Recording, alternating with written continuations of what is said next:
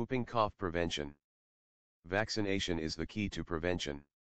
The CDC recommends vaccination for infants at 2 months, 4 months, 6 months. Booster shots are needed for children at 15 to 18 months, 4 to 6 years and again at 11 years old. Children aren't the only ones vulnerable to whooping cough. If you work with, visit, or care for infants and children, are over the age of 65, or work in the healthcare industry, talk to your doctor about getting vaccinated. Treatment. Many infants and some young children will need to be hospitalized during treatment for observation and respiratory support. Some may require intravenous, fluids for dehydration if symptoms prevent them from drinking enough fluids. Since whooping cough is a bacterial infection, antibiotics are the primary course of treatment.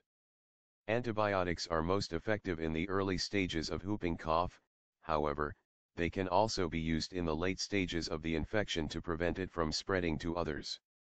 While antibiotics can help treat the infection, they do not prevent or treat the cough itself.